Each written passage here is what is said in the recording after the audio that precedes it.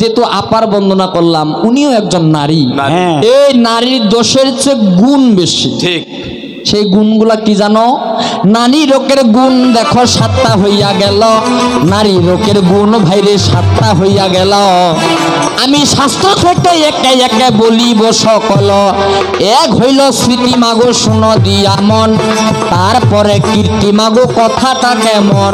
স্মৃতি মানে স্মরণ শক্তি, কীর্তি মানে মায়েরা এমন কিছু কাজ করতে পারে যেই কাজের দ্বারা মায়েরা কি এই পৃথিবীতে সবার উপরে স্থান পেয়েছে।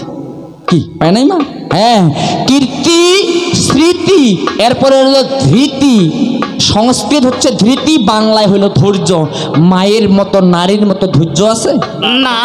যে নারী একটা বাচ্চাকে এই পেটের মধ্যে 10 মাস 10 দিন লোকলজ্জা ভয় এগুলো ত্যাগ করে দূরে রেখে পেটে রাখতে পারে, তার মতো ধৈর্যশীল কেউ আছে? প্রসব যন্ত্রণার কথা বললাম না। হ্যাঁ, স্মৃতি, কীর্তি, ধৃতি, এরপর হলো শ্রী। মা কালো হোক ফর্সা হোক দেখিতে সুন্দর, পুরুষ নারীর দিকে তাকাবেই। ঠিক কথা বোঝা যায়? 4টা গুণ। এরপরে হলো বাক, মানে কথা খুব সুন্দর হবে। বাক, ক্ষমা, আর হলো মেধা। ক্ষমা মানে যতই ভুল করুক ক্ষমা করে, আর হলো মেধা। এই যে হ্যাঁ, মা হবে করে। আর দোষ হইল 6টা বৌদি শোনা দিয়া মন, দোষ হইল 6টা বৌদি শোনা দিয়া মন। বুঝা গেল তোমার দ্বারাই হবে না কেমন।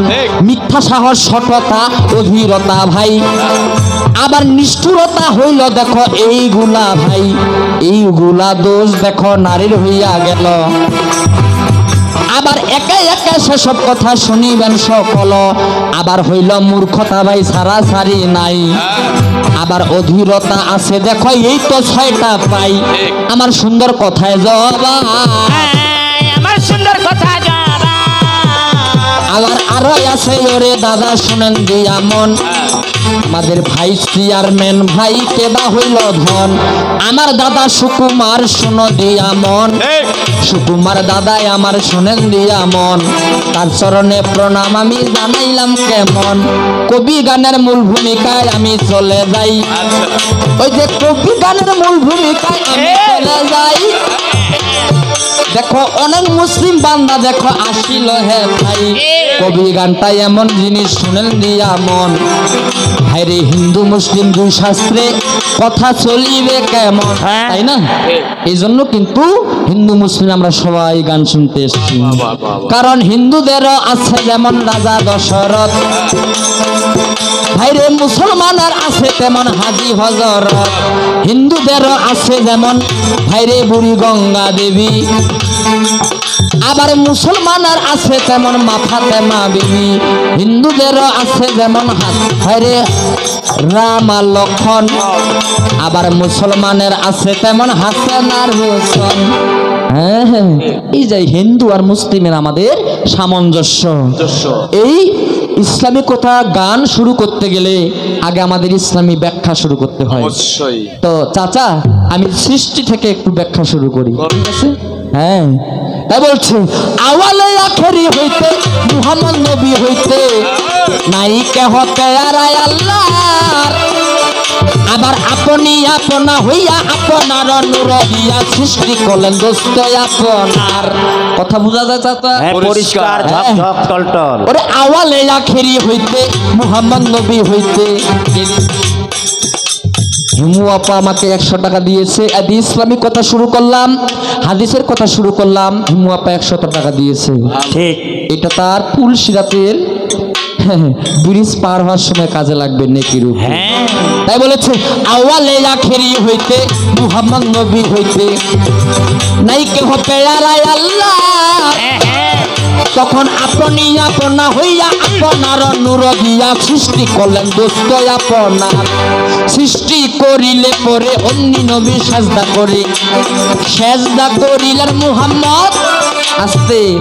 আবার সেজদা যখন কবুল হইল অন্য আল্লাহর হুকুম হইল, সে হইল দোস্ত আপনার। কি মিল আছে?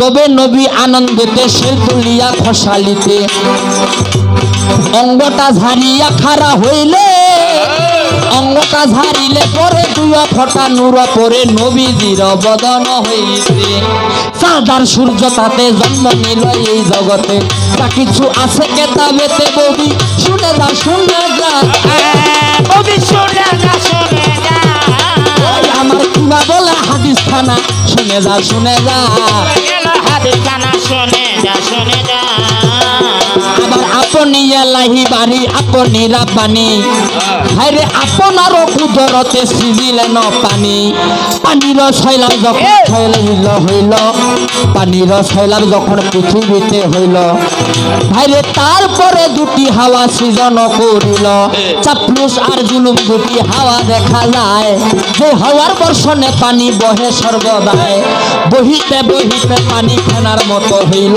বহিতে বহিতে পানি ফেনার মতো হইল সেই ফেনা হইতে ডিম্ব সৃজন করিল হে হা হুশব্দে ভাঙ্গিল ডিম্ব হইল দুই খান ভাইরে অর্ধেক জমিন গড়ে অর্ধেক আসমান আবার ডিমের ভিতরে যেই জালমা দেখা যায় ওই যে যার নাম হযরত আলী দলিলেতে রয় যুগল রূপে মা ফাতেমা কুসুমাতে রন এই হইতে সৃষ্টি হইল পাক পাঞ্জাব কথা ঠিক আছে বাবা? পরিষ্কার।